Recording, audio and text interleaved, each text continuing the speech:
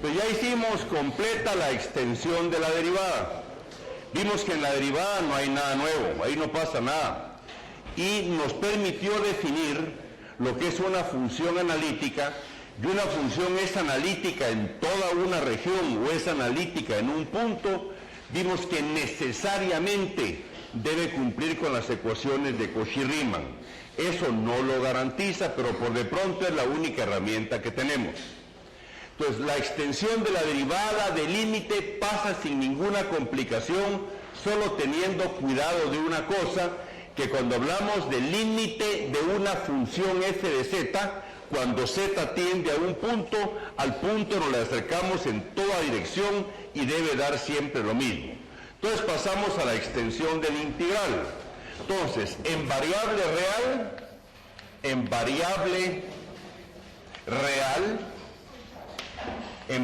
real tenían ustedes lo que es el integral de f de x diferencial de x. ¿Qué denotaba este símbolo?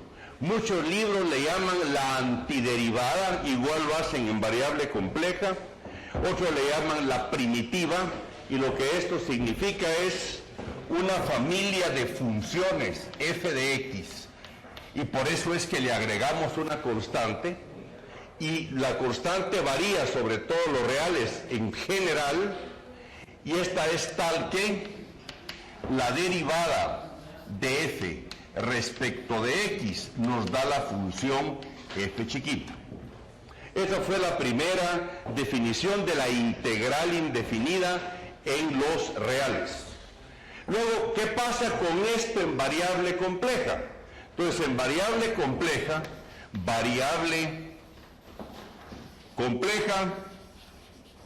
nada nuevo. Es exactamente la misma cosa y tenemos el integral de una función f de z dz. Esta notación lo que quiere decir es que encuentren la función que derivada da f de z. Aquí no se está hablando de las propiedades de esta función. Ahora, si decimos que la función al derivarla debe darnos esta, asumimos que esa primitiva es derivable, o sea que esto es una función f de z más e. Algo nuevo no, y esta c que es un complejo, cualquier complejo. Aquí no pasa nada nuevo, y así por ejemplo, en variable real tenían integral coseno x de x. ¿Qué función da derivada coseno x, seno x? Pero si le agrego una constante, esta familia de funciones derivada me da coseno x. Y en compleja lo mismo, no hay nada nuevo.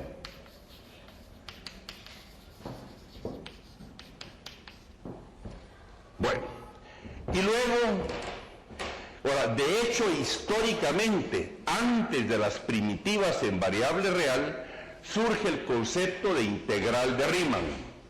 Entonces, en variable real, ustedes definieron lo que es el integral de Riemann.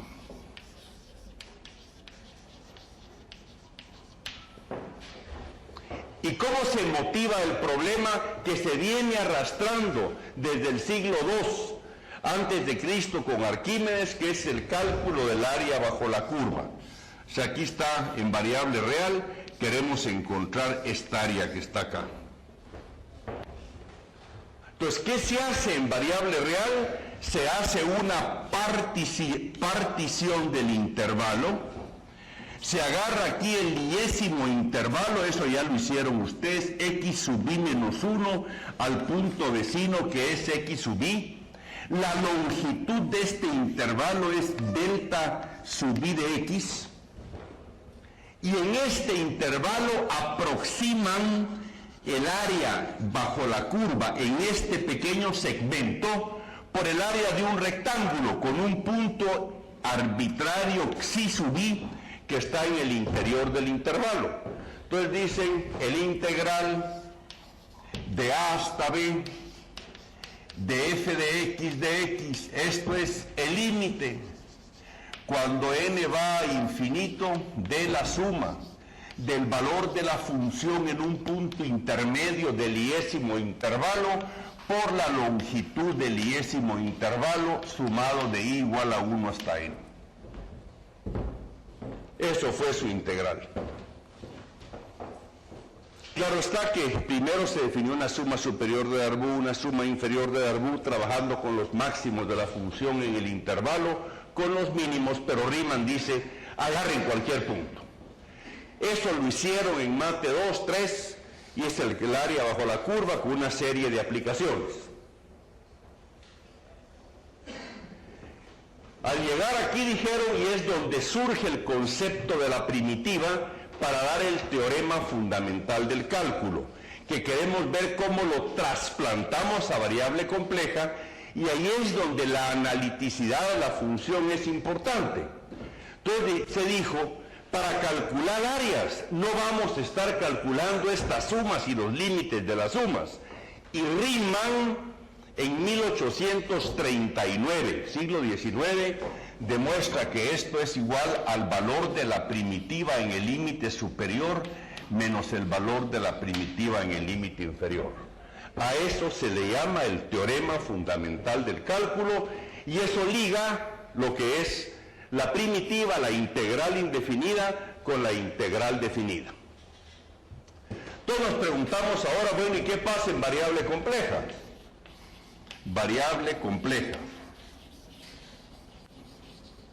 Bueno, en variable compleja no hay curva, no puede haber área bajo la curva.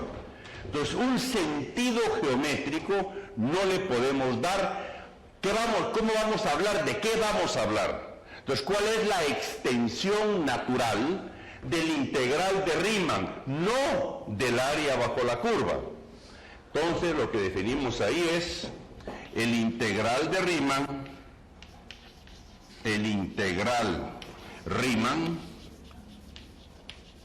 se extiende por el integral de línea.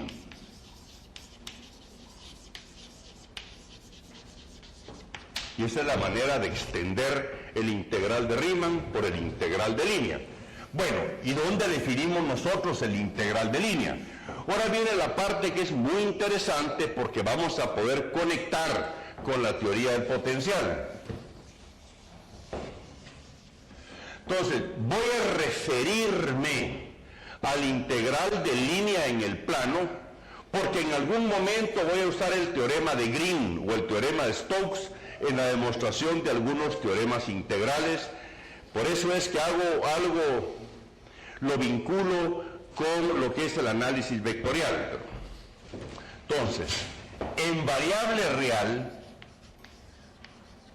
y ahora van a ver la estructura, variable real, se habló de un campo vectorial en 2 dimensiones. Claro está que lo puedo hacer en n dimensiones, en 3, en 4 y n dimensiones, pero para adquirir lo que nos va a servir a nosotros, repitámoslo en 2 dimensiones. ¿Y qué es un campo vectorial en 2 dimensiones? Bueno, es una función que denotamos por v vector. ¿Y esa función qué hace? Le hace corresponder a cada punto del plano un vector. O sea que a los puntos del plano R2 les hace corresponder, voy a poner aquí, un vector v. O sea que, ¿cómo está eso? Aquí hay un punto XY. ¿Y qué se le hace corresponder? Pues se le hace corresponder un vector v, función de XY, que viene dado por una función v sub 1, función de XY, por i unitario, más una función v sub 2, función de XY, por j unitario.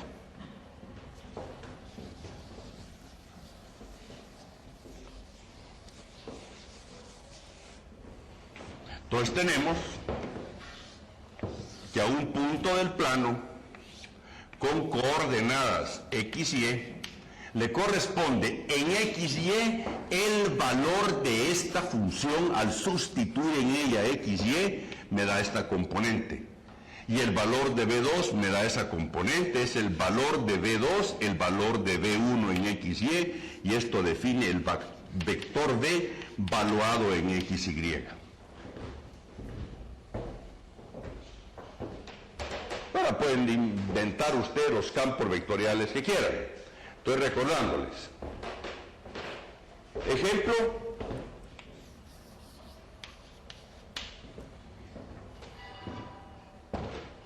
Ejemplo, podríamos... Esto sí lo vieron ustedes, ¿verdad? ¿Se recuerdan que lo vieron en algún lado? Metieron gradiente, divergencia rotacional y el integral de línea. Y esto no me sirve para amarrar con el integral de línea, que vean que es lo mismo en esencia. Esta es la componente B1, que es el valor de la B en XY. La componente B2, que es el valor de la B en XY. Por ejemplo, un ejemplo sencillo, digamos el campo vectorial B es igual a X por Y más Y por J. Un campo muy simple. Entonces, si yo quisiera saber cuál es el valor del campo en el punto 1, 1, esto nos da Y más J, o sea que tenemos el plano X, el plano Y, y los vectores unitarios Y unitario y J unitario. Entonces, ¿en qué punto estamos? En el 1, 1. ¿Y ese qué vector le asigna? 1, 1. Y el vector del campo en el punto 1, 1 es ese.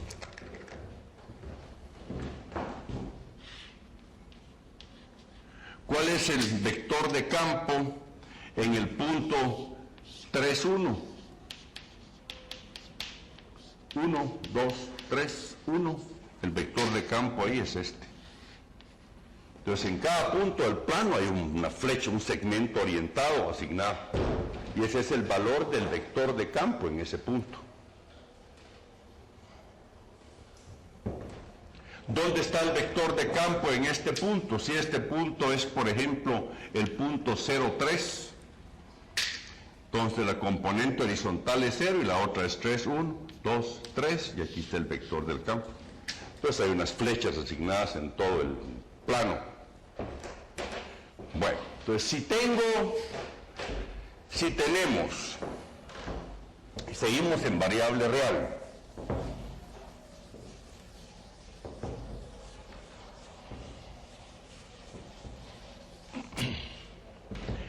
Toda esta matemática se desarrolla en el siglo XIX, finales del siglo XVIII. Newton está desesperadamente buscando cómo lograr matematizar las ideas físicas que él tiene. Viene Maxwell, está la teoría del calor y cómo crear esa matemática. Y hay un problema. Y un problema es la definición del trabajo que realiza una fuerza en un desplazamiento, o el trabajo que realiza, en el caso de Maxwell, la fuerza generada por un campo eléctrico al desplazar una carga a lo largo de una curva.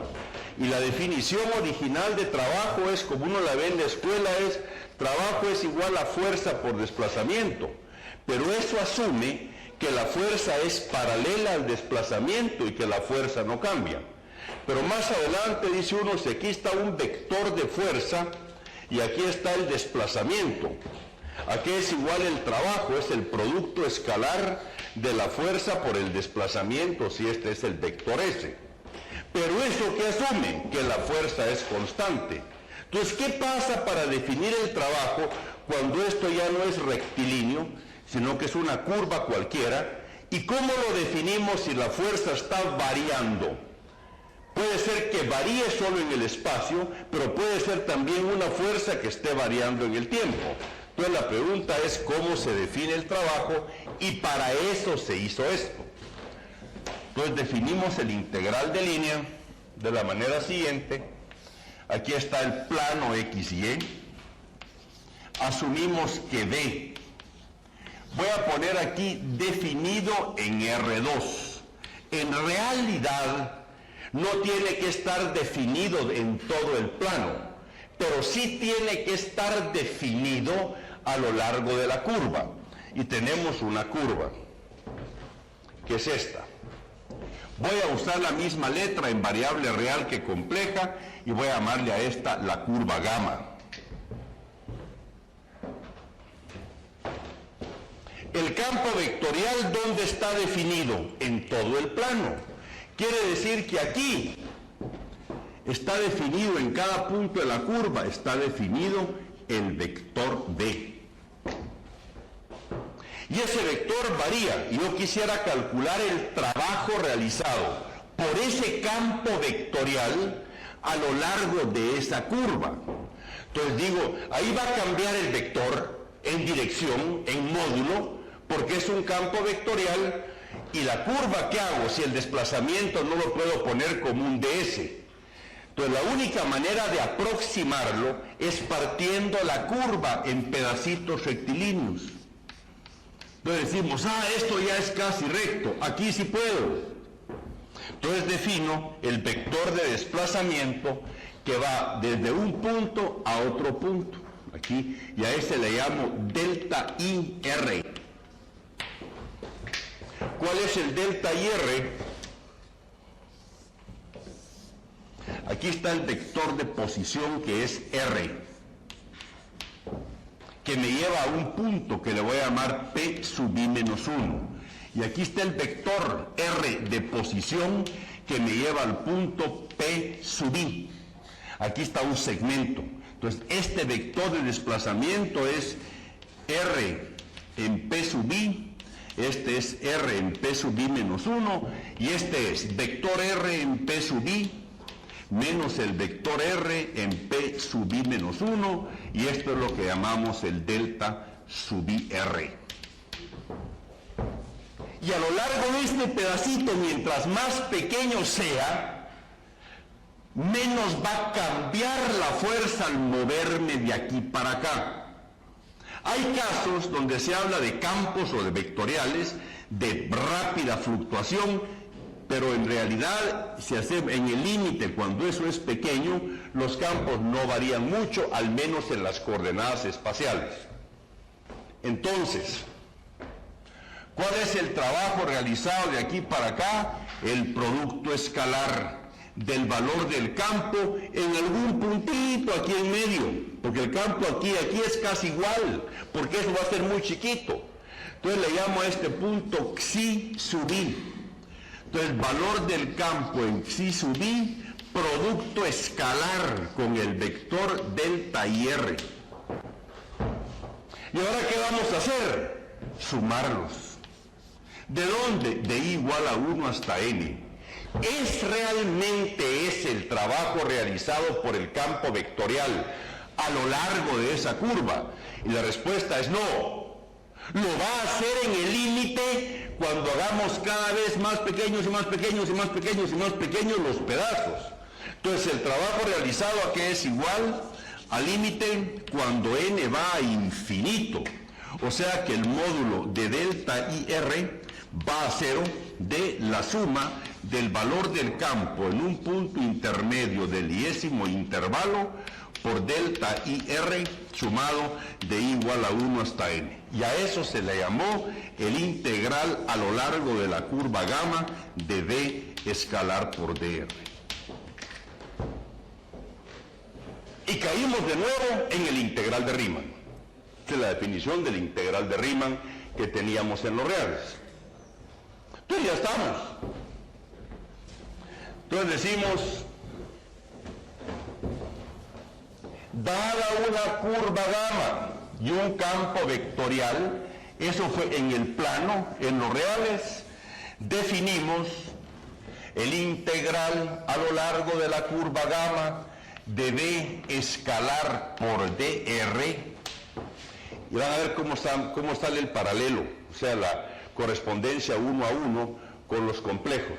D, esto es el límite, n va a infinito de la suma de I igual a 1 hasta n del valor del campo en un punto intermedio del iésimo intervalo por delta IR. ¿Está claro eso? ¿Se recuerdan o no lo vieron nunca? Sí lo habían visto, ¿verdad? Bueno, no tengan pena que vamos a calcular muchos de estos. Ya metidos en los complejos, pero lo mismo. Si tienen preguntas, díganme. Pregunten lo que tengan de duda, no importa que sea una pregunta que crean que es elemental. Sí, por favor.